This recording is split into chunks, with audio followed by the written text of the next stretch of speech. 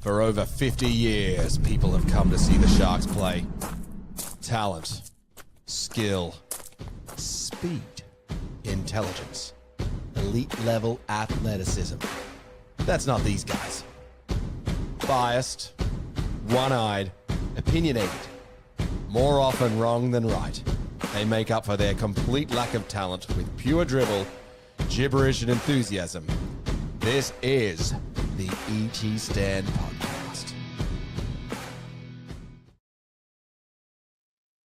Welcome to the ET Stand, the podcast that, well, we've been making unfriendly hand gestures towards other teams for over 50 years and probably not likely to start changing either. We also let our talking do the football. We're live on YouTube and Facebook right now and available on delay on all good audio channels. If you're new to the channel, please give us a subscribe so you can be notified of all of our up-and-coming videos, and give us a like if you're joining the content too, or enjoying the content. It also helps the Sharks win, apparently. You can join our ongoing chat during the week on the Discord channel, so get involved in that if you want to be kept up to date with all the latest Sharks happenings and chat with bullfeds like us. And speaking of bullfeds like us, we're live every Tuesday night during the season at 8:30 p.m, and we do a debrief episode after full time of every Sharks game. Not sure how we're going to do it this week because all of us have got various engagements and going to matches, but we'll work it out. Fresh from his starring role on Instagram at halftime, Matty Williams is joining us following the win over the Cowboys. Matty, you were on fire. Hello, Matthew. Hello, David. Any commentary on your? Good to be. Well, any commentary on your halftime Instagram antics? Or just I haven't seen it. So I don't have Instaface. The only social media I think I have is Facebook, and I'm looking to get rid of that. But I'm glad that you thought I went well. I think we were talking about whether we could lose it or not after maybe I fired up a little bit to your antics when we went 18-0 to 20-0. But we'll leave that chat for another day if you like. Sounds good. And then joining him is the often enigmatic but always gentlemanly Franco, who successfully stayed in the dark during a Sharks game and watched, from what I can tell, quite a few hours later, because it must have been, 6 hours later, Franco? How later are we talking? We're talking that I missed the start of the Grand Prix because the Sharks were still playing as far as I was concerned. So that was a late one. But yeah, it was pretty incredible that I stayed silent. Or stayed quiet. There were some messages that I thought, yep, blacklisting that. I'm not going to look at my phone. And plenty were actually not related to the Sharks. So apologies to everyone who I basically ghosted for the afternoon/evening. Including me. Including you. Exactly. You were definitely a red flag. Stuart Campbell in the comments has said, we are the Unmerged podcast. I should have said that in the intro, shouldn't I? I should have worn the T-shirt. Yeah, I should have done that. And Scotty McLaren has outlined, I can't say that player's name, Scotty, because we'll get booted off YouTube. And we've already got enough reasons to get booted off YouTube. So we don't need to go and do it by saying a player who's going to unfortunately leave us. And then Harley's in the comments saying double header for our ultimate rivals against the Dargons. That's true, Harley. And then there is the link to the Discord channel if you'd like to get involved with all the Sharks carry on. And how good was the usage of SharkBot this week? They're chat again about Daniel Atkinson, where the question came out, how many minutes did he actually make? And then Franco goes and types in SharkBot, immediately gives the answer straight away. Anyway, get involved in the Discord channel. It's plenty of good fun. On tonight's episode, we've got all of the Sharks news you need to know. There's actually quite a lot of it. We're going to talk about the latest player movement chats, who's been given permission to talk, all that fun stuff, who isn't, is that real? We're going to preview the Dragons matchup at Cogra. I'm going to give you a TLDR on the latest CEO message from Dino Mezzatesta in 60 seconds, so that can save you guys the hassle. And we'll chat through all of the key subject of the NRL. It's a free-for-all, just ask us what you want us to talk about. We'll chat on the NRLW. The last segment, we're going to talk about the Peach. So without further ado, let's get into the Sharks news.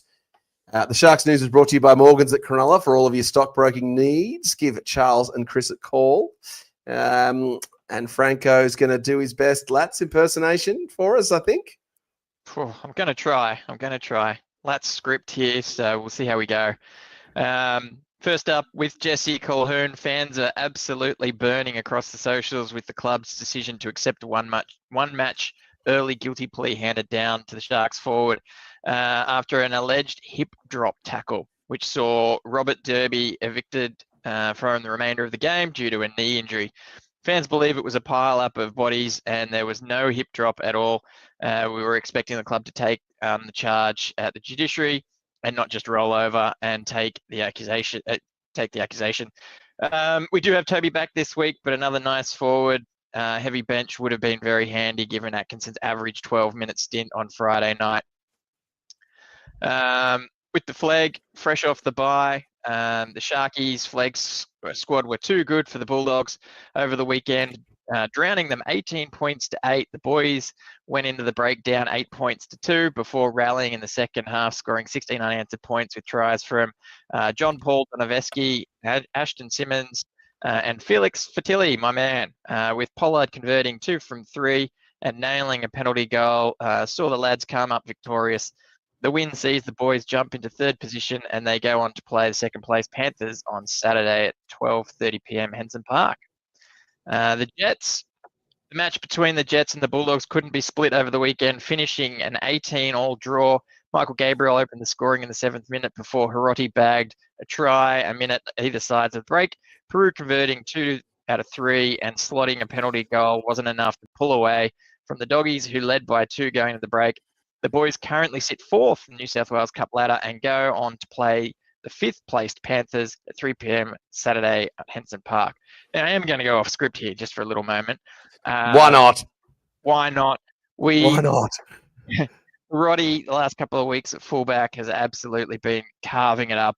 I'd like to say, and I'm not trying to put words in our script master's mouth here in Lats, but we did start this podcast with Hiroti being one of his most disliked current squad members.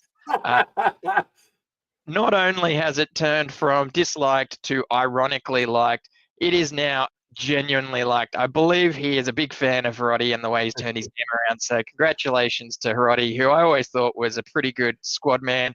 But to convert Lats into a fan, buddy, you're doing really well, and good luck to you.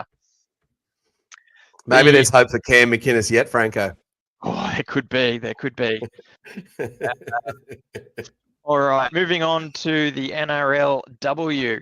A trip to the Hunter for the inaugural NRLW Magic Round wasn't so magic for our girls over the weekend. A dominant first half from the Broncos saw our girls go into the sheds at halftime, down 22 points to 0 through Tamika Upton hat-trick, tries to Grace Lee Weeks, Georgia Revics and Ellie Johnson late in the second half weren't enough to peel back the margin. The loss sees the girls sit 8th on the ladder and they go on to play the 9th place Dragons at 12:45 on Saturday at Jubilee Oval. That's going to be a double header there at Jubilee if you guys get out to there to see both games back to back. Dykes going to the Dogs. So Canterbury Bankstown this afternoon confirmed the appointment of young Sharks Cade Dykes to the 2026 season. This was met with mixed emotions across the socials, with fans left wondering what could have been if Dykes was able to get some footy under his belt without succumbing to several serious knee injuries.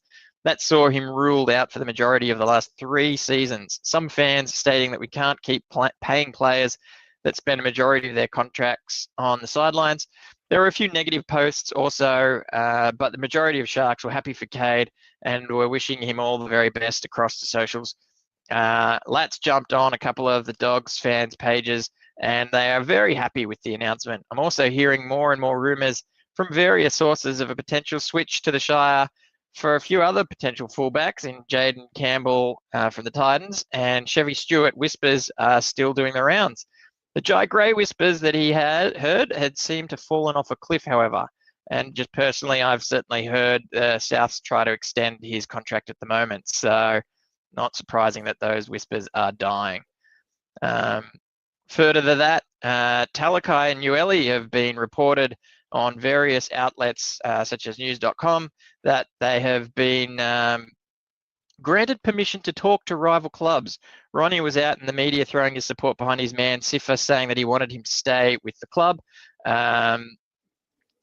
Ways of Turk taking whether it's in context or out of context in the post-media conference with Fitzgibbon, he was certainly positive about Talakai and how important he is to the team.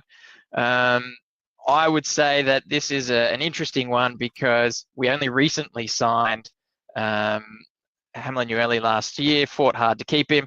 And as far as Talakai is concerned, he's been an absolute stalwart of the club, certainly very important to us. So we'll be talking about this one coming up, get everyone's views and have a bit of a debate. But interesting times there with that. We all know what's going on with our tight salary cap. Moving on to Nico Hines, appearing on Channel 9, 100% footy. Nico was asked by Gus Gould in a question passed in a way that was very supportive and nicely open-ended about his time in State of Origin. Nico responded diplomatically, talking up how he still has the hunger for State of Origin arena. However, also didn't bond with his teammates in a way that he wishes that he could have. It was certainly composed. Nico answering this one, Latz really liked how he called out that he was focusing on the Sharks, and that being his focus. That's pretty much your standard answer, but he certainly did show that he had a hunger to get into that Origin arena. And then Therese Proctor has been on the news and the Sharks, even getting down to the game on the weekend, recently drafted by the Cleveland Cavaliers. We're going to jump on the bandwagon and wish him all the best of luck in his new career. More eagerly await the appearance of Chris Kelly on the Cleveland Cavaliers fan podcast and his Cronulla Sharks jersey and merch. Fingers crossed that goes through, because Therese is a big Shire fan, a Sharkies fan, living and growing up in the Shire.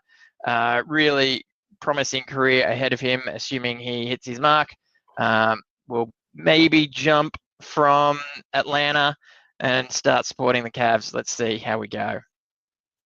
Surely you've got to support the Cavs, don't you? I don't know. The Great Barrier Thief has pretty much got my attention right now. So we'll see. We'll see how he goes, how many minutes he gets.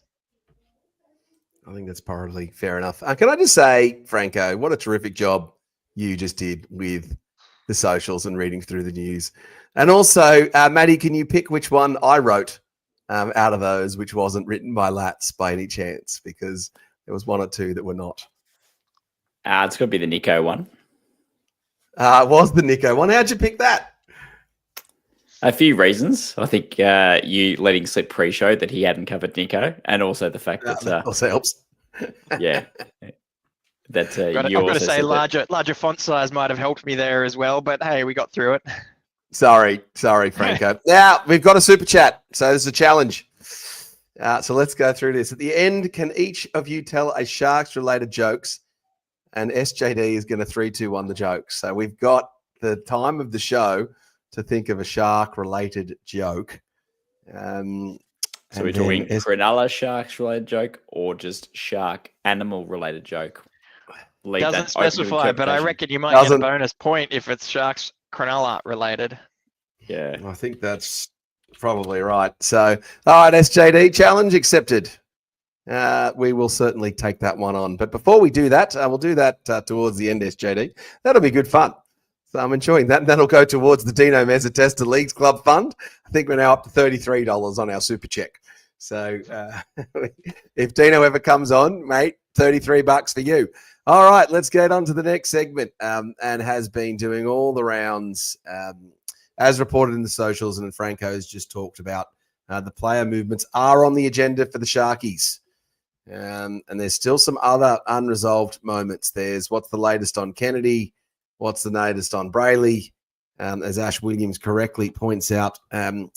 One reminder for us that I recall is that the Sharks do like granting permission to their players early so that they can test the market and then be given the chance to actually have a last right of refusal and see what they're actually worth. And so it's not surprising maybe Brayley's a little bit different from the other three. Kennedy, Hamlin Ueli, and Talakai might be on more money than we think we might want to pay them. And by letting them test the open market, that's going to give us the chance to pay them what we feel is the right price. I'll just say I want to keep all of them, but only at the right price. And I want to pay overs for anyone. And so I don't like it when the Sharks fans jump on the social medias and put pressure on the club. So I felt like there was a bit of undue pressure on the re-signing of Blake Brayley, for example. Matty, your thoughts on the Sharks signings, where we're currently at. It's interesting. The Talakai one was the one that I suppose raised my eyebrows, in that I think that he contributes an enormous amount. I don't know how much he's on. I don't know how much we're looking to ship him for. It was linked not in the media, but in, I suppose, forum land and other social media, talking about Jaden Campbell, whether we were clearing the decks for that. Hamlin Welly, I can understand we re-signed him. It wasn't for a huge amount, but it was for enough that he takes a reasonable amount of the salary cap. When was that last year? Year before, when AFB was signed on for the following year for 2025, we re-signed Hamlin Welly as well. And I will say that he played well the last 2 weeks. But yes, the right cost. But the Talakai one is a worry. I think Brayley will get the job done there. And Kennedy, that might be an asterisk, a TBC, until we figure out what's going on with Chevy Stewart or other options. Obviously, Dykes has moved on, so it might open up more opportunity for Kennedy, but not sure. It's not. It'd be weird. It'd be odd. I think it would be an odd choice for Sharks and not in character Franco for them to dump Kennedy and go get another fullback. What do you make of it? I mean, it could just be related to the salary cap pressures and or long-term viability, right? We've said it before that we kind of showed our hand a little bit in the way we re-signed Ison at the beginning of the season. We haven't re-signed Kennedy yet. We hadn't re-signed Dykes yet. But Ison got a 2-year contract, probably right price. Someone who's only played 1 game, not a lot of competition out there. Got him for a good price, but still the intention is there that we wanted him to stick around for further development and to see how he goes. Unfortunately, he did get injured a couple of games into the season, so that certainly scuttled some plans there. But it did sort of show our hand a little bit that he's maybe got a look in. Kennedy came out of the gates on fire this season. We certainly spoke about how he was up the top of the Dally M's for a good chunk of the first quarter before sort of slipping aside. But to be fair, he slipped with the rest of the team's form as well, right? It wasn't just a one-man band falling off the cliff. And he's sort of coming back to form now in line with the rest of the team. So for him, I think it's just a dollars and cents scenario right now. We probably would like to give him a 2-year contract to just sort of benchmark him against the other players coming up through the ranks and see how it goes. I don't think we would want to let him go and put our eggs in a rookie. So I think, yeah, if we can work it out, that'd be great. And that could be where this discussion of moving on someone like Hamlin Ueli is coming from, because we need to make space for Kennedy. Moving on players like this is not for Brayley. Brayley's still on contracted for next season. So we've still got a whole nother season before we need to worry about clearing space for him. There'll be players coming off contract next year. There's actually a lot of players coming off contract next year. So there's a lot of, moving of the deck chairs to try and make space for Brayley. So hold on, can Brayley negotiate 1st of November or whatever it is, or is it another year for him? He can negotiate 1st of November, correct, but he is still contracted to us for a year. So we could give him a contract of, let's say $850 for 2027 onwards, and then find space to get him in there. The only scenario that gets complicated is if we wanted to front end some of that salary for his next contract into 2026 to make the overall each year a little bit lower as well, or bump up 2026 to make it a little bit more attractive that other clubs can't really do. So that's sort of the finagling that would be going on there. But as far as the urgency to try and get some space in the salary cap, it's probably to try and hang on to Kennedy. From those reports, I'd just like to say the most disappointing part of that, and it's all hearsay, right? It's a bit of scuttlebutt, but the fact that it was reported that we've already told Hamlin Ueli and Sifa that we're not going to be offering them a new contract. That's the bit that kind of irks me a little bit. Maybe tell them, yeah, see if you want to have a chat and see what else is out there. But saying that we're not going to be offering you another contract, if true, is kind of poor form in my mind, especially considering how valuable Talakai is to the club. Matty, I'm going to answer first this question. If you just have to let one of Talakai, Kennedy, and Hamlin Ueli go, and they just disappear off the squad, and we're absorbing that fee or that wages into the other players, I think Hamlin Ueli is the one that reported $550,000 a season. It just seems a no-brainer that we're just not getting the value out of him. And the second that the contract chats just come up, then suddenly Hamlin Ueli on the weekend looked like a bit of a life or a world beater. Is there any? How does Hamlin Ueli get back then, Matty? Agreed. So the question being, how does Hamlin Ueli maintain that? Well, now that I think you're going to say Ueli as well, aren't you? I think he's the one that you would let go. 2 weeks don't make a winter or summer.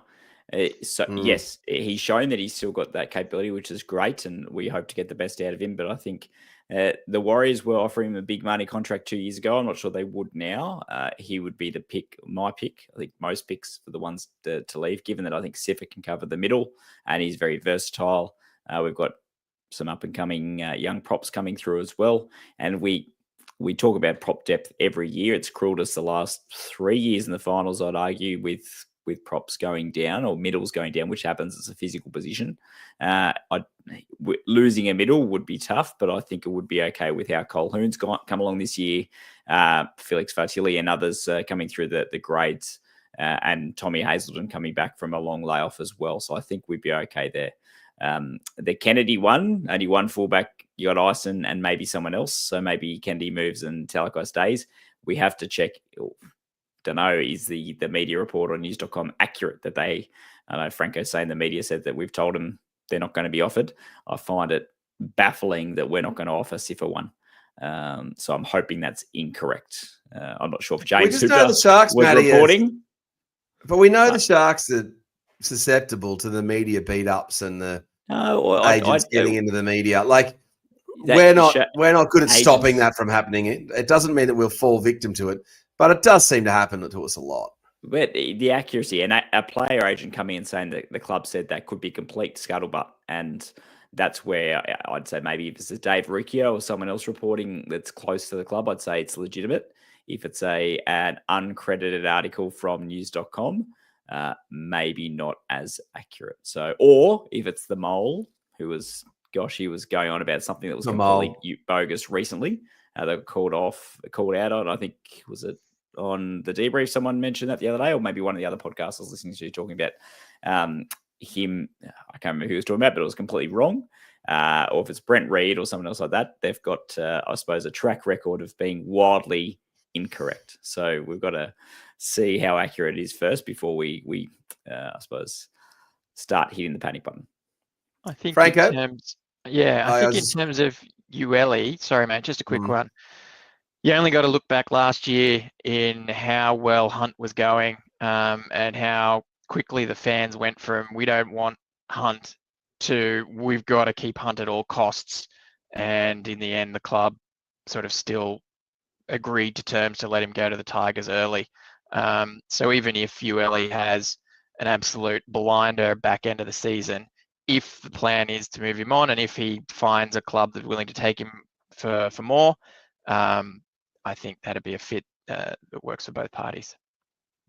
Franco, just to round this out, last question for us. If you were Mooney, how would you play this out? What's your strategy? Mooney, I'm going to say, look, we've spoken quite a bit about trusting our pathways.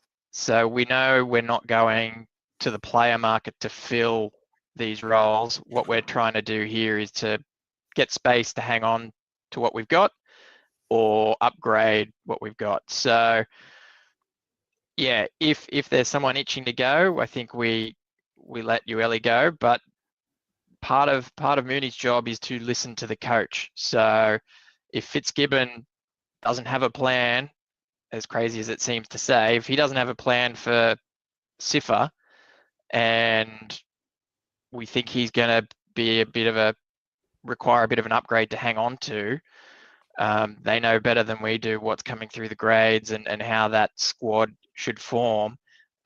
Maybe that's why they look to let him go. But I would be keeping Sifa above most players in our squad. So I'm potentially biased, but I think he's an absolutely crucial to the makeup of our team, both in utility value and being able to probably, if given the opportunity, perform better than some regulars in their spots. But yeah, you got to consult the coach and see what the coach wants. Well, SJD put it in the comments. Let us know what you think. World of Cricket channel says Talakai is super underrated. Geez, we're going to struggle as a channel if we lose Talakai. He is a favourite cult hero of the ET stand. All right. Well, look, that's what we know about the Sharks player signings. I think the Sharks have been pretty shrewd in the past couple of years with their player signings. Long gone are the days of the overreaction with the Josh Dugan and Sean Johnson signing. So let's just see how that plays out. Shout out to Wales Up TV. Leave on in the comments. G'day, leave on. Tough time for your mob at the moment with all of those injuries. I think we're going to catch you, leave on. Anyway, we'll see how that goes. All right, the Sharkies are making their way to Cogra Oval. Whoops, this Saturday. There we go. That's the one that I want. To play the St George Illawarra Dragons. This preview is brought to you by Miranda Hotel. Can't get to the game, then get down to Miranda Hotel and watch the game in front of the largest sports screen in the Shire. Maddie, take us away. Let's get into the preview.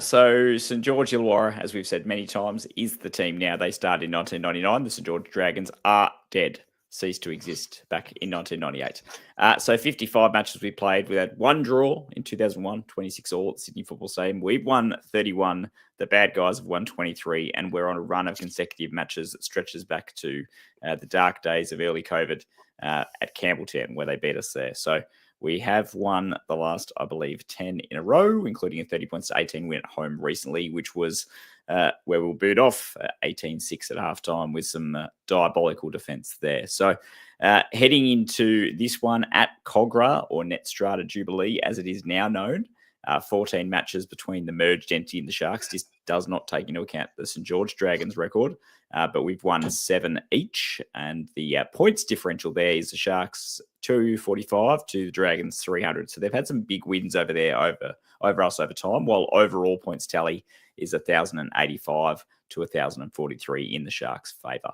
So it will be tough. They're coming off a win. We'll talk about their form in a sec. They beat the Raiders in horrible conditions.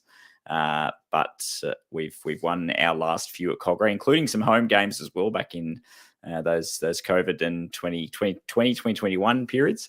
We have won the last 5 at home. The last loss we had was actually in 2016 at Cogra, at this venue, that is. So I was at that one. So were you, Baldo? That was the only match in Ben Barber's career that he scored a try and lost whilst playing for the Sharks. So yeah, that's the record going in. I'm not saying the S word. I'm saying run of consecutive wins. It's over to this team to ensure that the unthinkable does not happen on their watch. Fair enough. All right, let's go through the Sharks team list that has been named. Here it is. I'll bring it up. Pretty much as you'd expect, copy and paste Control-V with the Sharks naming the same backline: Kennedy, Katal, Ramey, and Talakai, Mulatalo, Trindle, and Hines, with the forward pack also being the same: Fanua, Blake, Brayley, Kafusi, Nicola, Wilton, and McInnes, with the only change being Toby Rudolph in for Jesse Colquhoun. Franco, the extended bench. Do you read anything into the extended bench? Oh, look, I think it's one of those ones where I'm kind of expecting a change. I don't think it's... Look, we said that last week, though, didn't we? That we expected some changes and they didn't come. So realistically, I'd like to see probably Billy come in. But Hiroti is also worth a shout. Both Hiroti and Hazelton were the last two men standing last game. Hazleton going in for Burns. I think that it's been reported that Ramian's hamstring is still a little bit twitchy. So you might see him drop out for Hiroti. Other than that, probably not too much. You'd be hoping that Atkinson's not playing against his soon-to-be club, but probably will. Yeah, Atkinson. It just keeps going, doesn't it, Matty? It does. So 2 points there. So the Atkinson thing, seeing it live the other day, again, just baffles me that we go for a period. It was only 10 or 12 minutes, but our middles are AFB, awesome. McInnes, pretty good. And Atkinson, pretty good. But Atkinson is the other middle. It's just, we were lucky that we're playing a Cowboys team that were pretty poor. Very ordinary, to be honest with you. And we did the same against South, and we've done the same against better opposition too. It just defies logic, and it just. I do understand your take, Boldo, in the debrief the other day where you're saying, look, we're playing lesser opposition. You do need to carry maybe a half on the bench in case you lose Hines or Trindle in order to throw him on and assure that we get a result, which is a must-have, a must-win. But it just defies logic. Another interesting point I took out of the post-match press conference that I watched the other day, though, was that there was talk, hey, how far away is KL Iro? And Fitzgibbon said, he's a little while away, but when he comes back, he said, if you're fishing for a story, I'm paraphrasing here, if you're fishing for a story, Talakai will still be in the team. He will still be on the bench. So that's not your line. I couldn't quite hear what the journalist had said, whether it was a case of Iro will come back. Does that mean Talakai gets dropped? He's like, no. He's obviously back to the bench and someone else falls off there. Whether that's Atkinson that falls off when that occurs, not sure. Oh, it's definitely Atkinson. Well, I don't know. He showed his form so far that he continues. There's no way on the bench. There's no way with 3 forwards. We've only played 4 forwards on the bench 3 times this year. I think it was 3. Once against Para, once against the other 2 escaped me. But we haven't dropped him many times at all. That press conference, Matty, was what I was referring to when I went ad lib through the socials. So read into that how you will, whether that's him shutting down rumours of us not offering or not wanting to offer Talakai a contract moving forward, or if it's just, as you said, take it week by week. He'll be in the team for this season. So I'm hoping for the former, that he's shutting that other line down. But was interesting that Fitzy said that's not a story, or you're not getting a story. I'd have to look up exactly what the line was, but it was something about, hey, that's not a story here. Talakai is still very much part of this team. Yeah. All right, the Dragons team that's been named. So let's just go through this one. Clint Gutherson's at fullback, and he's the captain. Tyrell Sloan, Moses Sully, and Matthew Fegay. Is that how you say that? Fegay. Corey Allen. I don't know how to say that guy's first name. Lycan? Lican King Togia. We'll find out on the weekend. We'll find out. The much maligned Kyle Flanagan, Emre Gula, Damien Cook, the beach sprinter, David Kemmer, Luciano Luai, Michael Mollo, and everyone's favourite Jack D. Bellin, with a bench of Jacob Little, Hamish Stewart, Hame Sele, and Blake Laurie, and the coach is former Sharks coach Shane Flanagan.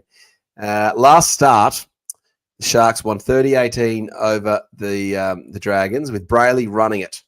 Having rewatched the highlights, it's funny, you go back and rewatch the highlights of these matches, and it just reminds you that was the match where Brayley really started running it. Dragons got to an 18-6 lead. I thought they were quite lucky, and then Sharkies copped a sin bin in that as well. And then we're all so annoyed at halftime, weren't we, Matty? And then just the Shark came back, and it had that brilliant Katoa catch and double, wasn't it, Matty? The Katoa catch was what sealed it. But yes, we were rightly peed off given the defensive showing, the tries that we conceded.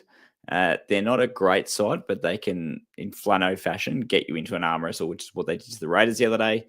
And I'm not sure what the forecast is, but if I think more rain is forecast this week, that could pose problems for us getting us into a dogfight, which they did to us last year at home as well. In conditions very similar to the game against the Cowboys the weekend, a lot of rain. Shark Park held up, a lot of standing water in that northwest corner. and they did lead for 2 parts that game with 12-6, and we came back and won that one 18-12. So if the conditions are similar, they'll get us into an arm wrestle. Clemmer will grow another leg and play well again for the first time in probably 5 years. Jack under the bed will I'm sure stand up even though the Dragons don't want him anymore. He'll be looking to stand up in his final local derby. And they've got a few other handy players there. Lucio Leilua and Michael Moller go all right. I know that before the last game, we were talking about how they were essentially a reserve grade side. I'm not counting them out. And Gutherson as well. He had a really good game on the weekend. He's pretty much the heart and soul of that back line. If he's on, similar to Tedesco, if he's on, everyone else lifts around him. Franco, give us your rule of thumb over this Dragons team. What do you make of them? Yeah, I think you'll find, look, they've been there or thereabouts in most of their matches recently. Obviously, they just beat the ladder-topping Raiders, and we always know that the Dragons lift for a local derby. So I think we need to be on our game here for this one. Never take the Dargons lightly. And ex-Sharky coach Flanagan's definitely going to want to get one on us. We should beat them. Interesting shout out is that Lachlan Elias is on the extended bench. So there is a chance that he maybe has a last minute swap into the team. Obviously he's been doing really well for them in New South Wales Cup, and plenty of talk in the media about whether or not he should get another go in firsts because of how well he's been going there. And if he does get a go, he'll definitely be wanting to show that he's got what it takes to be in first grade. That said, again, we should have the measure, beat them to the punch. I don't see this being a struggle, but I certainly don't want us to. I don't want our team to think it's not going to be a struggle. I think we need to be on our A game for this one. We've been going okay. We haven't shown that we've turned a corner yet. I think the Cowboys were horrendous, and then we basically lost the second half. So I don't think we're through the woods yet in terms of performing where we want to be. But defensively, I think we're there, and we should be able to hold the Dragons down. So. All right, get your tips into the comments, gang. Franco's tipping a win. Matty, final say, your tip? Sharks, yes. I missed a bit of a negative Nancy. I'm going to say Sharks by 10. I don't think it's going to be a romp at home kind of affair. I think it's going to be more like the Dragons game. I think the Dragons game, the Souths game, in that the Dragons will be up for it. And if they've done their homework, rushing defence, I don't think the Cowboys rushed us at all. Souths did, so they didn't get up and physical with us at all. And watching the highlights afterwards, the 9 commentary especially, were talking about how insipid the Cowboys' goal line defence was. I think if the Dragons do their homework, they can cause some issues, but we should be in the keyword, get home by 10. All right, I'm going to say the Sharks are going to win 26 points to 18 and be pretty comfortably ahead. But a penalty goal will just keep us that extra little bit ahead. It'll be close enough that the Sharks will bother to take a penalty goal. So I'm confident, but you never know with the Sharks. We can play any team into form. We've got a bunch of comments here, so let's just hit through all of these super fast. So SJD is calling out simple. We're going to riot if Talakai leaves. I think that might be right, SJD. World of Cricket makes fun of the fact that it's $11 for a schooner at Carmen's and Miranda. It is not $11. It is $7 during Sharks games, World of Cricket. It's $8 if you tell them that Boldo sent you, though. So it's a nice $7 fee. World of Cricket also coming through saying Sharks should win in a close one in predicted wet conditions. And then Harley saying he's tipping the Sharks boys, which is good. 2.0 also pretty confident there, saying Sharks 13 plus. SJD giving a bit of stick there to Harley, which I did enjoy. World of Cricket suggesting that Noodles is Ramian's new nickname. That is not a new nickname for Ramian Noodles. World of Cricket. We've been calling Ramian Noodles since the World Club Challenge, actually. So that's that. Right, and Harley reminds us that he also hates the Dragons. We talked about that last episode, didn't we, Franco, why we hate the Dragons? Just each of us give us your one-line answer on why we hate the Dragons as a quick revisit. Franco? Oh gosh, put me on the spot here. I love to hate them. It's a love-hate relationship for me. I know I got a bit of stick for it last time I said this, but I think that we've got such a good rivalry going with our birth of our club coming from their ashes. I think it's just one of the true great rivalries in the NRL that has not been. It hasn't required a hype man to talk it up. It's true hatred. It's genuine. We didn't get a Hollywood celebrity, get a script writer to draft a book of feuds and pump it to his Channel 9 buddies. It's a great rivalry, and it's been there since day one. So bring it on. It's the fans. It's without the people, there's nothing. So it's the fans. They all live in the Shire for some ridiculous reason. So it's that I went to school in the Shire, I suppose. So did you guys, or Boldo didn't, but still grew up in the Shire. I did primary school. Primary school. Everyone knew that. That Dragons teacher. Fans, yeah, that's it. The Lippy Dragons fans that, made premiers. They happen to beat us. They would be the first ones to remind you of how many years won F all that stuff. And we'd give plenty back as well. And we've had a good run early in our history against the merged entity, and of late as well. So it's good to have bragging rights. But it's the fan, the interpersonal rivalries that make it. That's right. And Harley even has gone and commented again, saying, I always hate the Dragons, and then has called out SGD for joking on him. Now, SGD, don't you know, we're the only ones on this show that are allowed to make fun of. Actually, no, not even that. Well, we sometimes tease Harley. We also tease you, and I probably get teased the most. So, but yes. And World of Cricket says Noodles used to come into his shop at Stateside Sports at Miranda regularly. Yeah, he's a good guy. Jesse Ramian. JFP and Elmer, we're going to respond to you at the end. We'll cover those ones with World of Cricket saying the Dragons win one, then lose one. Too inconsistent to beat us this weekend. The match against the Raiders will have taken the juice out of the red and white. That is certainly true. All right, let's get on to the CEO message, I guess. So they published the Cronulla Sharks CEO update for August. And on the Discord channel, it quickly went around. Did he actually say anything? So this is your 60-second Bolderman update, or Boldo update, just giving you the run-through of the TLDR, what might be worth knowing. So Dino said, the handover of the original shell is complete. Designs with Xenius and constructions are being finalised. Have been finalised for a couple of weeks now. It's given us a timeline, mid-August, site establishment, mid-September, facade demolition, and then a fit-out. It's like the most basic timeline I've ever seen, with the projected opening of mid to late 2026. I'll believe it when I see it. Sorry, Dino. In terms of venues and hospitality, Sharks at Cronulla, strong trading, and they celebrated the new venue manager, Nathan Bougarkas, and called out him. And they also won an award, the Cove Bar and Grill. It's pretty good food down there at Sharks at Cronulla. And then in terms of community and commercial, they called out the 120 plus former players who were featured with the reunion at Woolooware Golf Club, and also the presentation of ET's NRL 300 ring by Andrew Abdo.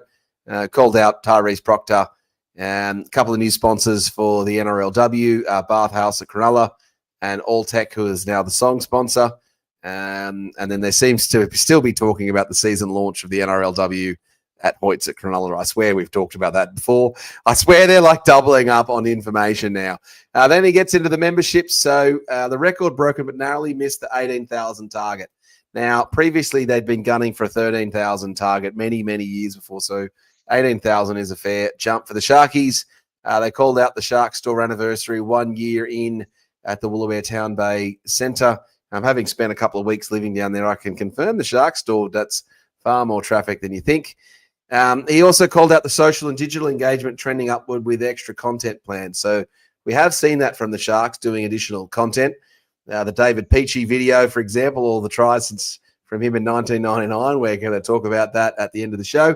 And then talked about the remaining NRL and NRLW double headers at home with the members encouraged to attend. Then he talked about the recent wins and the milestones. Great. We've seen all that. And then Cam McInnes being nominated for the Ken Stevens Medal is kind of good fun. Played down the NRLW form, 2 wins from 5, despite, and then mentioned the 8 debutantes. Yeah, okay, that's maybe not always a good sign. And then also called out the success of the other teams, the New South Wales Cup jersey flag in the top 4.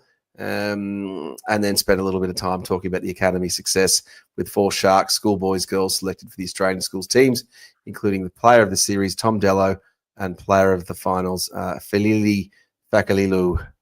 And apologies if I got those names wrong. Overall, it was a pretty average, normal, standard CEO update from Dino Mezzatesta. It's almost like giving you a look under the hood of the podcast. It's almost like 1 hour out. And I'm like, what are we going to talk about this week in the CEO's message? And they just threw it together quickly. Franco, what'd you make of it?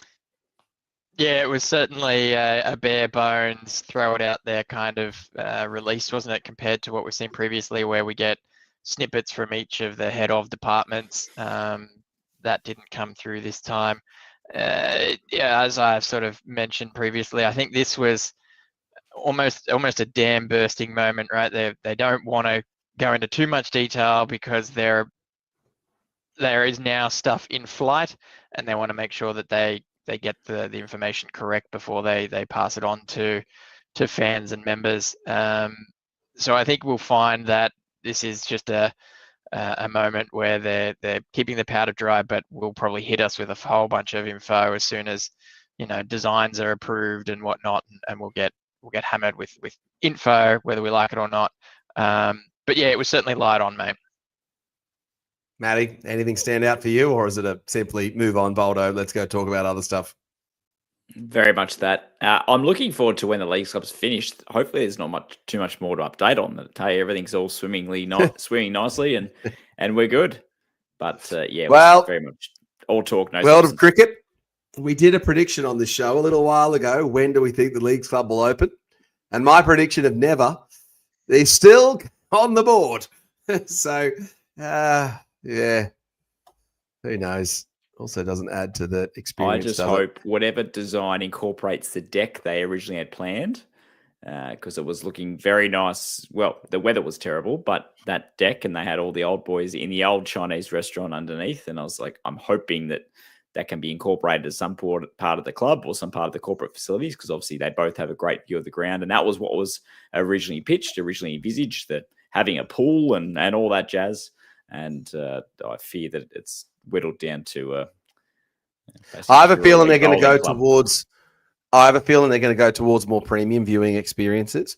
So much like the NFL experience, where you can, spend $3,000 on one match and get your private chef and you're sitting in a spa and all this sort of stuff. I'd have a feeling the Sharks are going to have premium experience with some of those vantage points is what I expect to see. But that's just my take. All right, let's get around the grounds. In the absence of Kelly, this is going to be a free-for-all. So I'm just going to start talking. So, guys, get it in the comments if you want us to respond or chat to anything. It's very debrief style. So I'm just going to start by saying it. The trainer for Penrith Panthers, you cannot tell me, and Braithen Astor is rarely right, but he is 100% right on NRL 360, where he said he's either deliberately doing it or the dumbest trainer on the planet because everyone knows the rules. So I'm just going to say this. Just change the rules, NRL. It's that simple. If the trainer from the opposing team or anyone from the opposing team distracts someone whilst they're taking the kick, they get to take the kick from in front. That's it. And then if you make that the rules, it just fixes the problem. You don't have to fine anyone, because here's the other problem, is that the Titans were the one team that was disadvantaged by that incident, and they now don't see any value. It's the same thing as the Billy Slater with the hit on Sasai Feki, the shoulder charge, in 2018 when they were talking about suspending him for the grand final. The Sharks got no benefit. If they just do the penalty and get the reward to the team that actually gets it, then that's just heaps better off. Boys, what you make of Matty, what you make of the trainer? Two things there. The trainer, so the look on his face, a lot of the reports coming out of Greg Alexander and people that know him that he's the nicest guy ever and he wouldn't hurt a fly. So what? And he wouldn't do it deliberately. Agreed. So what? It happened. And if he's worth his salt, it was that the club's been fined $50,000. He's been suspended for the rest of the year. The club has been fined a bit, but it's after the fact. A penalty in front, take the 2 from there, would have solved the problem there and then. I suppose that's the side. And no one would ever do it again. the game against the Raiders last year, where we were talking about the gamesmanship from our own trainer, Daniel Holdsworth, running in front of Fogarty, who he hadn't walked in to kick, but it was deemed to be distracting. There was a little bit of media hoo-ha there. We'd have to be wary as well that we are not angels ourselves. But the Penrith trainers was named Shane Elford with the water on the ball and a whole stack of other indiscretions they've done. I think they said there'd been 4 trainer indiscretions this year alone with the Panthers. It's gamesmanship and it needs to be called out on. I like how you talked about Billy Slater though, because in that very same match, the Titans got absolutely dudded what should have been a penalty try, same as Fecky, should have been a penalty try, a foul in the act of scoring. No doubt they would have scored otherwise. It was a high shot, and the bunker may have involved the same referee we had last week, somehow cleared high contact and was deemed no try. So that was rough as well. I did feel for the Titans on the weekend. They were out of luck. You said take the 2 to make it a 4-point advantage, possibly. My only thought there is if they did take it and it goes downfield, they're a side like the Sharks that are prone to losing the ball in bad field position and could well have lost by 2 anyway. So I think if that occurred, they would have been howling it down as negative play. I thought they had the wood on the Panthers there, and I did, while watching it, I watched the last 10 minutes of that game. And I seem to be the only games non-Sharks I'm watching the last 10 minutes. I'm watching some team give it up at the death. But I thought they had the wood on the Panthers there, take a tap, score the try, put the game to bed. Didn't happen. And yeah, obviously the Cleary field Speaking goal of that moment, Franco, that exact moment, I think that's where your analytics and the thing that you call out for on the TV coverage, whether they take the 2, how often the Titans score from these positions, what happens, all those sort of numbers and those interesting kind of anecdotal takes there would be super useful to make the coverage of that incident better. But the NRL just doesn't either seem to want to release that info or do the teams that info. Not sure. Yeah, whether it's the NRL or the broadcasters, who knows where that data is, even if it exists. But certainly something I'd like to get my hands on because there's a lot to be had from that. The broadcasters could and should be all over that. And I know that Triple M talk about percentages for goal kicking from certain positions, including one that was a 99 or 100% that Pappenhausen missed when he hit both sets of woodwork, which was humorous. But yeah, I think the broadcasters could or should have that and would add a lot to the coverage based on that the risk-based decision making. Yeah, all right. I just think with the trainer and the kicker, there is a rule already that if a kicker is put off by a player, they get to kick again in front. So I wonder what would have happened if Campbell had actually gone through with kicking it and missed, if that would have then applied. The fact that he stopped, reset, and tried again might have made that kind of call a little bit grey, whether or not he was put off because he basically had another attempt where he was not balked, so to speak. So that makes it a bit complicated in terms of how much did you put him off. But I think we all know that is on the back of your mind when something like that happens, and it shouldn't have happened. There was a Sydney Morning Herald article talking about gamesmanship of all kinds of examples all over the world, including the 2015 grand final. Apparently, Alfie Langer walked past, and just as Thurston was about to walk in, he was not far away, and he said, "I'll give you $500 if you miss." And that's all he said. But that's gamesmanship too. Obviously, you got 85,000 people in that scenario screaming at him to either miss or kick it. So you can't do away with all interaction with the kicker. It's not golf, but yeah, you just got to get rid of trainers. Yeah, lucky CK is in here because he'd be blowing up at that. I'd just get trainers off the field. They shouldn't be there unless they're there to provide water or care, but they shouldn't be on the field. They're not coaches. They shouldn't be mouthpieces for the coach. We should be training our players to be able to work out what to do without someone behind them directing play. The West Tigers beat the Canterbury Bulldogs. They absolutely pumped them out on Thursday. I was so pleased for the Tigers. Certainly Adam Dewey being switched to halfback, and then how they just pretty much manhandled Galvin. What a great result. Is that the result of the season that doesn't involve the Sharks, Matty? It is. It was good to see, and it's a bit of, I suppose, serendipity there. You see the way that Whiten's carried on with his departure to the Raiders, the way they've gone, the Galvin thing, it was almost like the English Premier League, sack your coach and you're guaranteed to win the next week. That the Tigers certainly turned up for it. I was watching the first half before heading down to Shark Park, and I was worried that we would be caught out in similar conditions because it was very wet. The Bulldogs had a lot of ball on their line. The Tigers defended well. And then they ended up scoring 2 length of field tries in there, which is unusual in the wet. One of them, Adam Dewey, with obviously no knee or issues he's had for the last few years running the length. But the Tigers turned up to play, and it was great to see the I suppose the comeuppance that they gave to young Lachlan. World of Cricket asks us, how dangerous are the Panthers this year, lads? They may finish outside the top 4. Thoughts? If they finish, even if they finish outside the top 4, I would put them as a very good chance of being the first team from outside the 4 to win. They still have the systems in place. If Cleary is fit, despite the fact Cleary missed 2 sitters of field goals after the cracker that he got, they just can win from anywhere. They are a great unit. And that's why I called out at the time back when they lost a whole stack in a row and the media was saying they couldn't make the finals from here. I was like, of course they can. They just need to get a win or 2 and they'll get their mojo back and they'll build. And here they are on a crazy streak heading to the finals. Surely they can't make the finals from here. Franco, where do they finish? I think they make the 4. I do think they make the 4. They make the 4 too. I think the injuries sustained by the Warriors means they're going to slip. Sorry, Levon. Bulldogs are, a little bit questionable as well. I think the Panthers sneak into the 4. All right, let's move on to the next. There's plenty.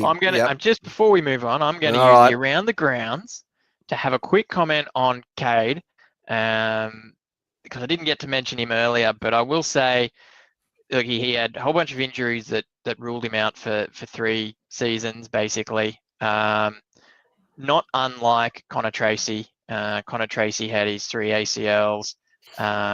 We persevered with him for quote unquote as long as we could, and then he ended up leaving to go to Souths, where he got himself right, had a couple of games at Souths, came back to the Sharks, and became a little bit of a cult favourite before then going on to the Bulldogs.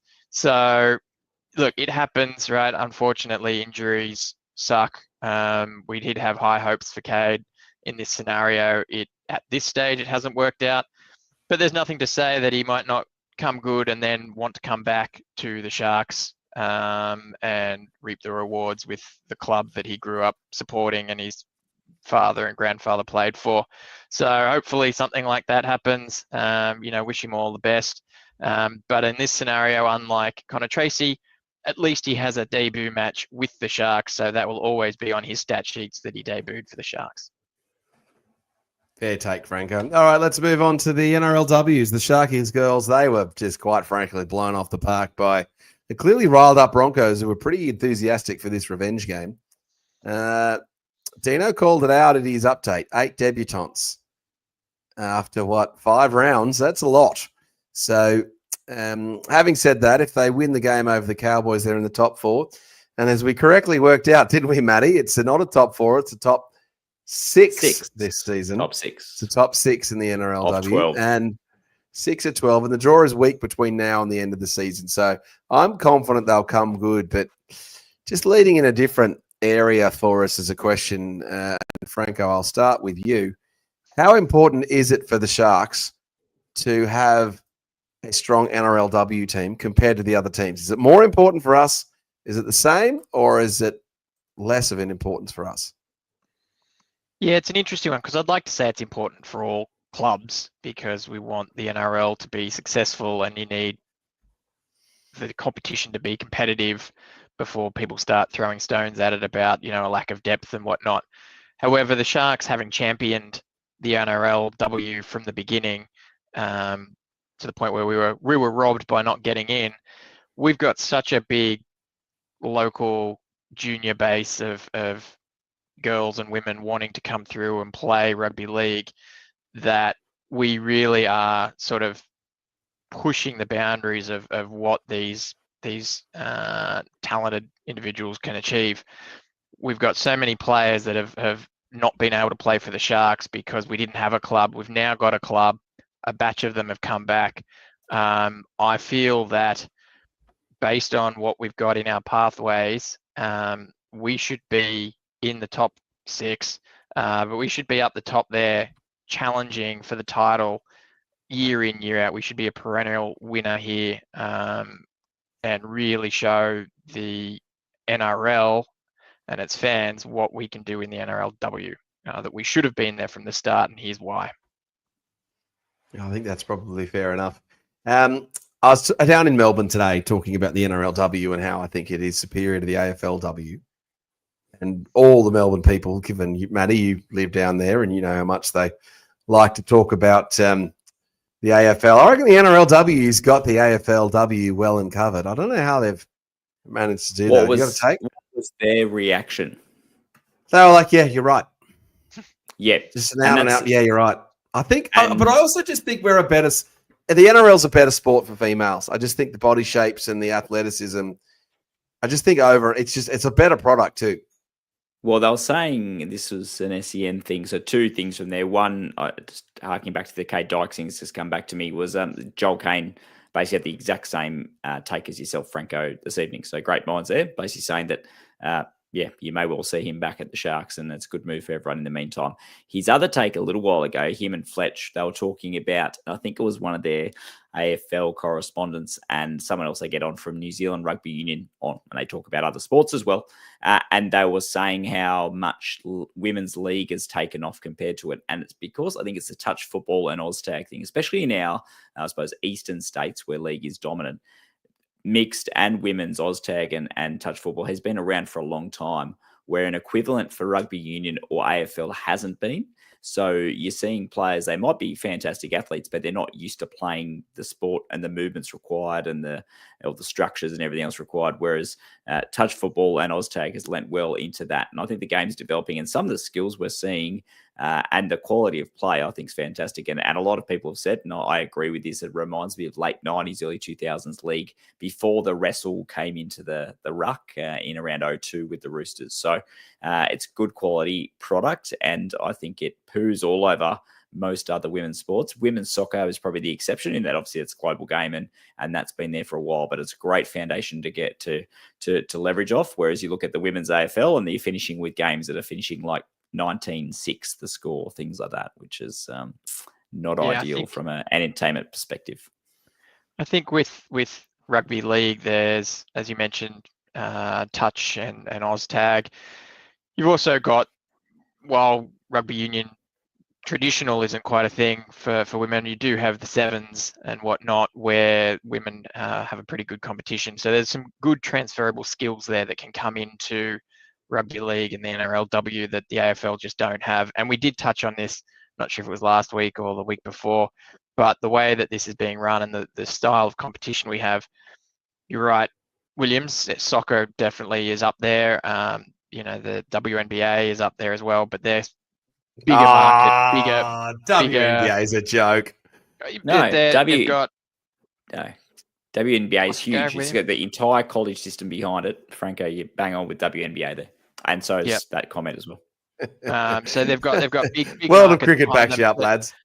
Yeah, but from a national point of view, from an Australian point of view, I believe that the NRLW is probably definitely the fastest growing, but probably going to be the first one to get to a professional league where women can rely on that. And I say that knowing that netball is a thing, but really netball is a bit of a shambles. They should be absolutely dominating, and they're not. They tried to be professional sport. They started crumbling under their own weight. They're not doing the right things by their players and their community. The NRLW will surpass netball, which is crazy to imagine. All right, so the Sharkies girls have named their team to take on the Dragons in the doubleheader this weekend, with a whole bunch of injuries and issues going on. So, look, Penatani Gray being in concussion protocol is probably the big one. And Emma Varon has been named in jersey number 22, trying to make her way back into the team following her. What was it? An ankle injury. There's still no Jada Taylor. Maybe the Sharks girls are just missing Taylor Preston. And maybe that's cost them a little bit more. But I'm still feeling pretty good about the Sharkies NRLW team. So fingers crossed the girls can get back onto that one. All right, let's move through what we've got left in this show. So the Sharkies on their website have gone and published an 11-minute and 38-second, I think it is, video with all of David Peachey's tries from 1999. I've watched it once. I'm going to watch it again. Matty will tell us how good the Peach was in 1999. And do yourself a favour, if you haven't watched it, go watch it now, Matty. Matty, tell us by the numbers, how good was the Peach in 1999? Peach was awesome. It was his highest scoring year with 19 tries, which was the record up until recently beaten by Valentine Holmes, I believe. And I think Ronaldo's probably up there as well now. But 19 tries a total. Opened the year blisteringly with a try against the Balmain Tigers, followed by the Broncos and a whole stack of others. He did go a bit of a lean spell in the middle of the year, though. He did go, it was 2, 4, 6, 7 matches without a try at the back end of the year. And then he basically finished the year with tries in all. So is that all bars? So 1, 2, 3, 4, 5, 6, 7, 8 on the spot. In the 8 matches, only one match he didn't score a try. One of them he got a hat trick in against North Sydney in our first win by scoring more than 50 points. He scored a double against the Panthers, one against the Broncos in that quarterfinal, and one against the Dragons in that prelim final. So was prolific, was free-flowing. I actually reckon 01 was a better season from the Peach and parts of 02 as well, but it was free-flowing Peach at his finest. He should have played Origin that year. He did make his Origin debut with his one and only game in 2000, but Robbie Ross, for whatever reason, was picked over the Peach, which is an absolute travesty. Who are you, Robbie Ross, anyway? But the Peach was. I do know he's my all-time favourite player. He was the best, and always will be. Silky smooth. It's tough to go past the Peach, Franco, isn't it?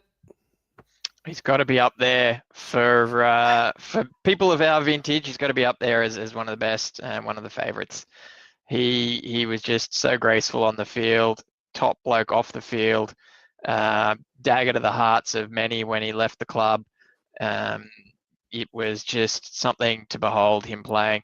Would have been great to see him a few more rep jerseys, but unfortunately it wasn't to be. But still an absolute legend of the game.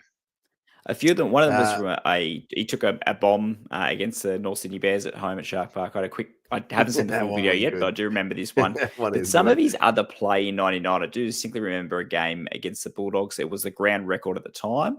And then a couple of weeks later, we got the ground record again against the St George Illawarra Dragons on Anzac Day in 99 when Wayne Bartram hit the post with that conversion. But the game against the Bulldogs, I distinctly remember, I think it was Ricky Stewart playing for the Bulldogs, put a kick downfield, spiral, torpedo, and the Peach, it's kind of going away from him. He took it one-handed on his fingertips. He's just at the northern end, he just takes it and he's like smiling at the crowd. And I was a kid at the time and I was like, this guy, and we've been watching him for a while by then.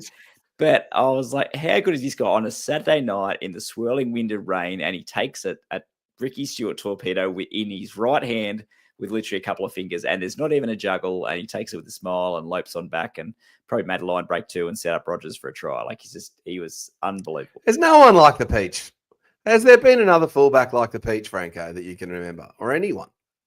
I don't think so, but there's plenty of people that the commentators try to liken to the Peach. So anytime someone has a good gliding motion when they run or a graceful catch, there's certainly someone willing to pipe up on the microphone and say that was Peach-esque or just playing like the Peach there.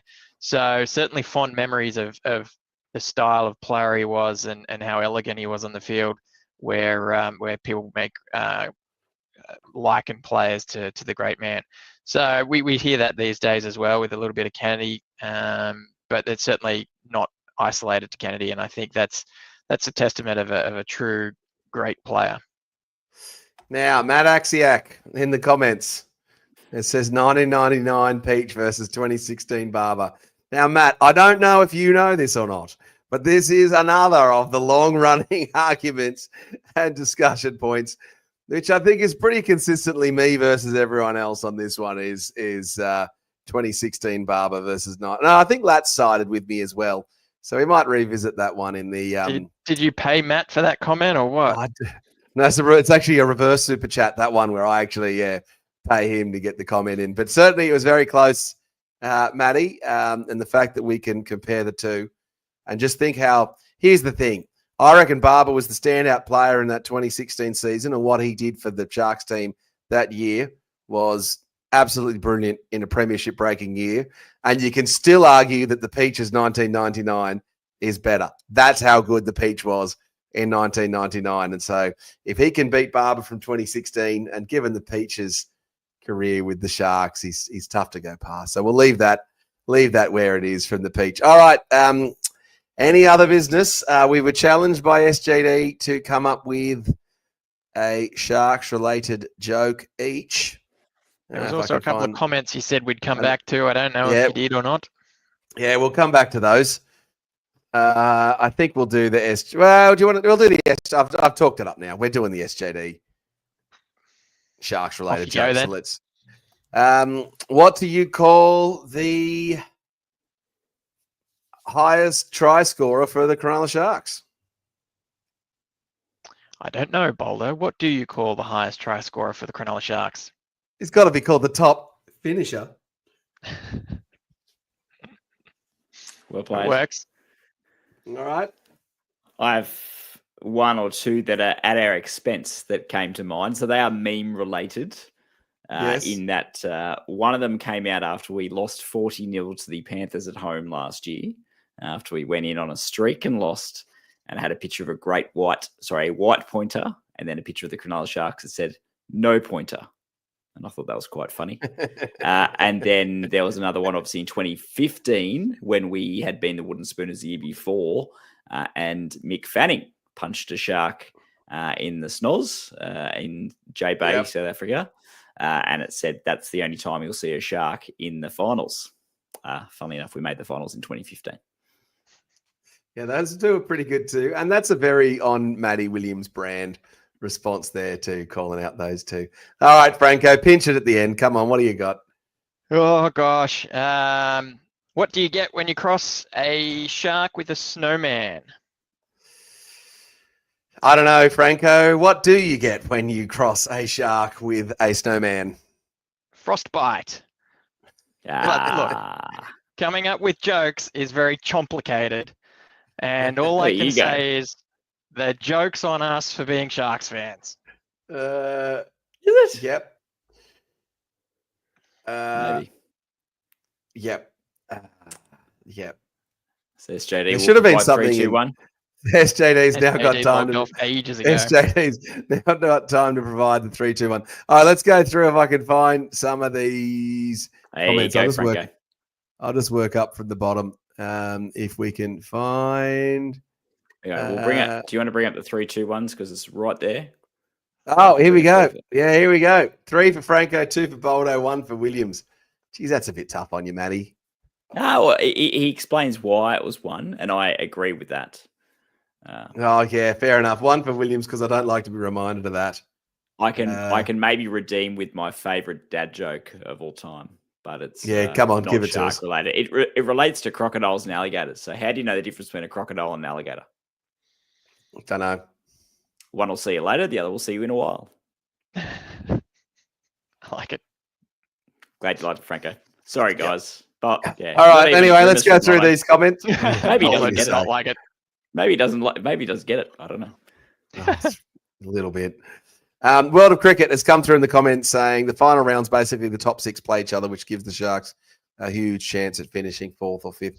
Yeah, we covered that and talked through that. I'm liking how it's setting up. I think the Warriors are well and truly busted now, so they're going to drop out. I think the problem we're going to have is the Panthers may not drop a match despite the difficulty of their draw. I think it's going to be they could win every single one, but maybe they lose to the Storm. So if they can lose to the Storm, that would be enough for us. And Stuart also saying this round is really important. The Warriors versus the Dogs, Storm versus Broncos, and Dolphins versus the Roosters. I think the top 8's assured. I think the Dolphins and Roosters, I think the Roosters have fallen out of it. I think we're going to win every match. So we'll see. Boys, any commentary? Well, we've still got the bye in hand, which is Yep. something that needs to be remembered. So that'll help us a little bit. So I hate to agree because I don't want to put any potential mock on us, but yeah, we're in the 8. It's just where in the 8 we finish, and I don't think we're going to get in the top 4. There is a chance. Like I said, Warriors are busted. Dogs are a little bit shaky. Who knows what their roster's going to do now with Galvin out injured. So that might make them better. To be honest, we're sort of seeing how they've been going. Who knows? But you know, there's a bit of disruption there, so maybe they start to fall off a little bit. We always sort of said around the midway point that we think the Dogs, being an effort-based team, might start to get a bit tired at the end of the season as well. So I feel there is an opportunity for us to get into the 4. We've certainly got the run to be allowing us to do so, but I think it's one of those scenarios where we need results to fall our way. I don't think we can just muscle our way in, unfortunately. This is what's going to happen. The Sharks are going to win every single match from here until the last round. The Bulldogs' position is going to be assured, and then the Bulldogs are going to rest all those guys, all their top guys, and Toby Sexton's going to beat a full-strength Sharks team to knock us down and out of the top 4, because that's just another very Sharks-esque thing for us to happen. Now, Tommy Lab in the comments said, I'm trying to watch this in the Mad Dragons podcast at the same time. So, Tommy, if you're still watching, tell the Mad Dragon I'm happy to come on your podcast at any time. We'll do an opposition fan preview and we'll go one-on-one with the great one. We can talk about all 3 clubs at the same time. The Cronulla Sharks, St George, and then the Illawarra Steelers at the same time. It'll be good fun to go through that. And Harley appropriately says, boo, the Mad Dragons podcast. Well, you'd have to be mad if you're supporting the Dragons, wouldn't you? So that's certainly true. World of Cricket called out, we are clearly not producing the local juniors as we did in the 90s. Franco's the local juniors expert, World of Cricket. You agree? No, I don't agree. I think we've got some really good juniors. What I think is a little bit different is that the progression from lower grades and the pathways into first grade is a little bit different than the way it used to be. We whether it was a blessing in disguise or not, we were able to promote that champion team of juniors straight up into first grade, and they were given a bit of leeway to perform together in first and find their feet. We don't really, the game is a lot more professional. There's a lot more eyes on juniors, and unfortunately players get poached, so it's a lot harder to bring a squad up. We've seen the way that the Raiders have done it in basically cherry picking some of the best junior talent from all the other clubs and being able to bring them up that way, of which, you know, they took Chevy Stewart from us, but getting a whole squad to sort of come up together is both difficult because of poaching, but also because you now, if a coach was to do that, an untested team, you've got to be able to be pretty sure of your role in the club and not be looking over your shoulder as to, if you have a few lean years, if you're going to still have a job at the end of it. So you got to make sure you've got some old heads wrapped around it. You've got, you know, some X Factor superstar, whatever the press wants to call it, that day of the week. It's very difficult to get them through. We've got some great players sitting there, developing, going really well, but there's got to be changes in the roster to bring them through. And are you willing to sit there for a lean year or two while they find their feet in first grade? And as we know, the Sharks don't like to finish outside the top 8 and take any risks to try and get the higher upside. But World of Cricket correctly points out that Ritson did play for Australia. Stewart played 300 first grade games. Yeah, we can't match that now. Dykes played for City and so on and so on. All right, gang. That was the ET Stand podcast. Look, we can talk about Sharks forever. All right, Matty. Come on. One extra thing. No. I think it was a comment from JFP. Did we cover that one off? Oh, that one was good. I Where can was bring that it up one? Yeah, for you put if it. you Yeah, bring it like. up. Bring it up. But you did say we'd come back to it earlier. So it said, just because JFP, new viewer, I think, well, I haven't seen it before. Do we think Fitzy's ultimately prepping Atkinson bench spot for the finals. Really good take, potentially. So if we lose Trindle or Hines at any stage between here and the end of the season, Atkinson is the next man up. We have spoken at length about how we do better with 4 forwards on the bench, and I think we do. And we spoke about it finals season last year. Before the finals, I said, and was I definitely said we needed to carry Atkinson on the bench and have 3 forwards. Boldo said no, the only chance of winning is having 4 forwards. Turned out he was right. We need the 4 forwards, and we faded. Will Kennedy dropping the ball from the kickoff didn't help. But it's about playing stats. And it seems to be that Fitzgibbon, for better or worse, sees a need to carry Atkinson on the bench to cover that halves, I suppose, contingency. And yeah, so that's the pickle we're in. And it seems to be it's a game plan that he's pressing with. And interestingly enough, I'd have to look back at those. That there was 3 games I recall. Maybe I think it was the Dragons game, the Eels game, and one other where we went without Atkinson, but the remainder we have. And I'm not sure what's different again about those games where we've gone 4 forwards, because I would have said maybe the Melbourne game we would have, but we used Atkinson. We had more forwards available, Matty. So part of it's also been that all of the top forwards have actually not been available. There's been times, though, so Nephi, Peru, there was another occasion where we did have so Tukahai Tapua as 18th man. There have been times where I think we would have benefited. You are right that it's been rare, if at all, that we've had, let's say, what would our my first choice bench would probably be Talakai, Hazelton, Rudolph, and Ueli. Rudolph and maybe Colquhoun over Amon Willie. But you're right, we haven't had that. But there's been a few occasions where we have, and we've been calling for it, and it hasn't happened. So clearly Fitzy and the coaching staff had some method behind the madness, even if it is infuriating us all at the moment, while we're seeing us having AFB and 2 tiny middles on. But that's a good take, JFP. I think that he's prepping Atkinson to be the next man up, either on the bench or on the starting lineup if injury or otherwise occurs. My view on it is that he's actually doing the ultimate troll of all time and prepping Atkinson to not transition into the halves for the Dargons next year. Because he wouldn't have played half all year. I reckon if he's Williams, I was frustrated at the weekend when they took Atkinson off, given that I thought the game was in the bag with 10 minutes to go. They took Atkinson off. I thought they should have taken AFB off or taken off Nico and just given Atkinson some time on the field. But actually, I thought they should have. Yeah, but they should have just left Atkinson on, because we still haven't worked out how to play with Atkinson when he's on. So, given where we were, they could have just left him on. But look, round and round in circles. We talk about the same thing every week. I look forward to talking about Daniel Atkinson at number 14 next week when the Sharkies hopefully get the chocolates against the Dragons. We'll sign off there, Franco, unless you really want to say anything else. Or you're okay. There's another comment I'd like to discuss, which I thought was pretty good. Stephen Elmer mentions Brayley or Teague for future. This one was good too. It's just, can you guys stop putting in good comments? Brayley is a standout for mine. I think you typically, I learned in soccer a long time ago, and they made David Beckham the captain of England because he was the best player. So there's a lot to be said just by having your best player as the captain of your team, because they lead by example and it inspires them. And Brayley's clearly the leader, is in the middle of the field, is looking at the most stuff. Brayley's the captain for mine. And I thought it was interesting that Brayley led them out at halftime, not Nico as well. But I did pick that Nico would be the captain ahead of Cam by the end of the season. So I don't think that's going to come true. I mean, we have seen Teague be labelled captain a couple of times, so he's actually been captain in the past. But I do agree for future captain, the way Brayley is developing, I think he should potentially get the nod over Teague. Let us know what you think in the comments, guys, who you think should be captain. Matty, one word answer, Teague or Brayley captain? Brayley.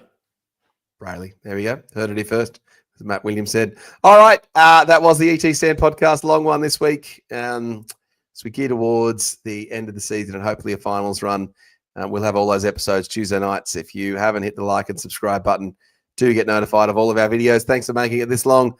That was the ET Stand podcast. We'll see you after full time. Up Cronulla.